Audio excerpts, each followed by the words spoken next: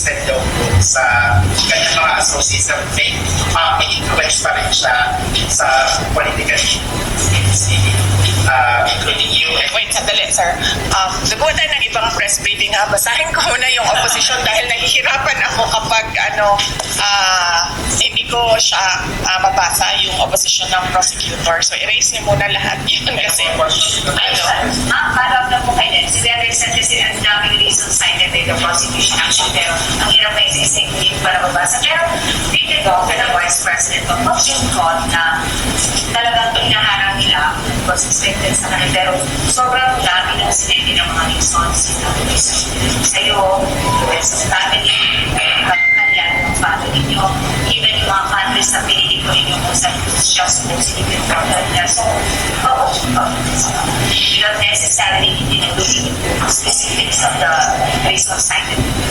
Well, kung as a lawyer, if I have to speak as a lawyer, it's all but natural for a prosecutor to oppose everything that the defense proposes. Kasi yun yung trabaho nila eh. Whether or not reasonable yun, it doesn't matter to them kasi trabaho nila hindi magbigay sa or magparaya sa defense team. As a daughter, anong nararamdaman ko?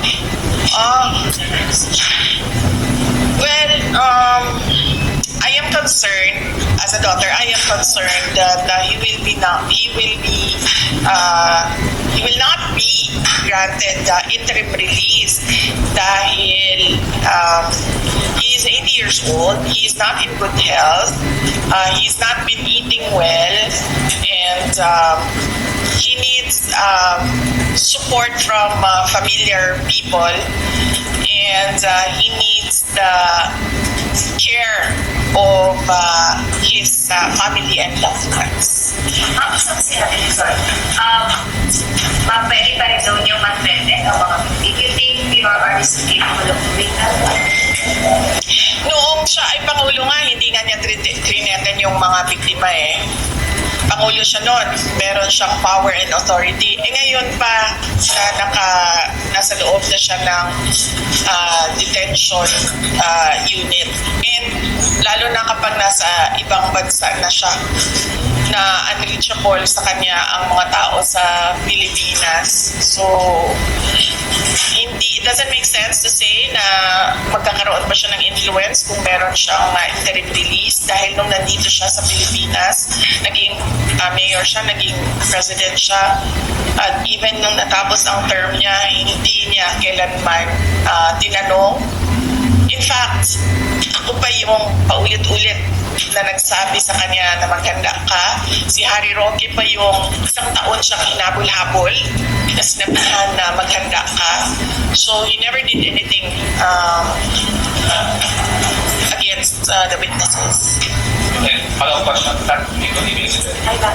Basically, sinasabi lang naman po ng prosecution, they doubt that the former president will return to the court kapag nasaman siya, kapag remand siya ng interim release.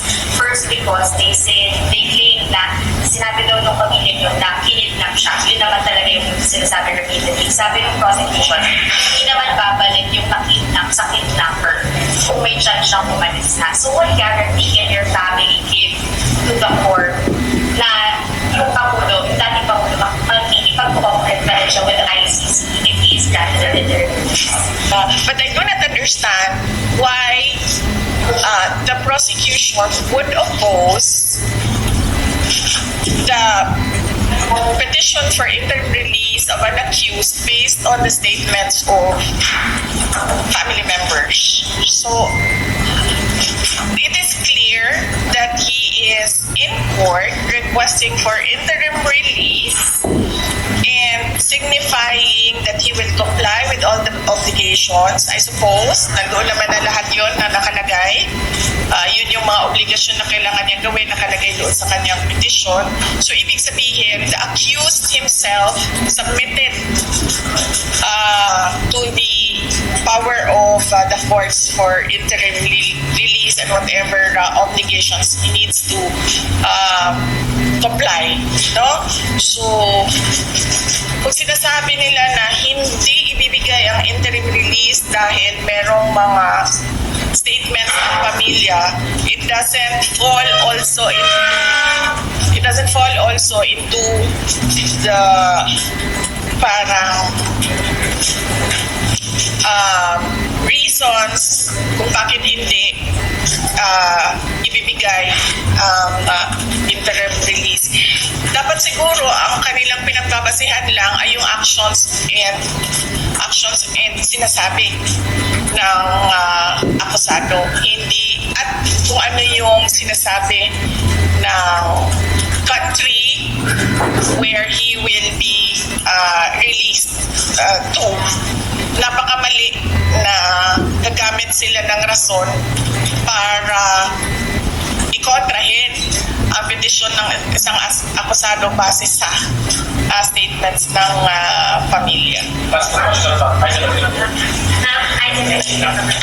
Ma'am, nasabi niyo po ngayon na iiwalay muna natin yung statement ng family. Concentrate muna tayo dun sa nagkaroon po ba ng declaration si President Duterte na siya mismo kung magkakaroon man ng mag-graduation release na siya mismo haharap at babalik sa ICC para may yung passage na hindi siya hindi haharap. Likely, ma'am, hindi ko din binasa ang kasi trabaho ng mga abogado yan ng ICC lawyers, no? So hindi ko rin binasa yung petition niya for interim release. I scanned through it but did not really read with comprehension. So baka nandoon yan because isa yan sa mga obligasyon ng akusado. So imposibleng wala yan doon and imposible na hindi i-garantiyan na ang bansa kung saan siya papunta dahil they are a party to the Rome Statute. Therefore, kung ano man yung sinabi nila na obligasyon namin ay dapat ginagawa nila. So, baka number one pa nga yan doon na hinihingi sa akusado at sa bansa kung saan siya papunta. Na he will be available for the court at any time. Realistically, how do you think are your chances in securing this release for her? Handa po ba yung Actually, kami mga bystander lang naman kami as family members. Yung client talaga at yung lawyers niya ang nag-uusap at nakakaalam kung ano yung chances nila, ano yung strategy nila. So, I think it is best kung si Attorney Nicholas Kaufman ang sumagot kung ano yung chances nila for interim release. But kami, as family members, sinusuportahan namin kung ano yung napag-usapan ng client and ng lawyer. Handa po ba kayo Hindi ko pa siya natanong kung handa siya na hindi mag-grant yung interim release.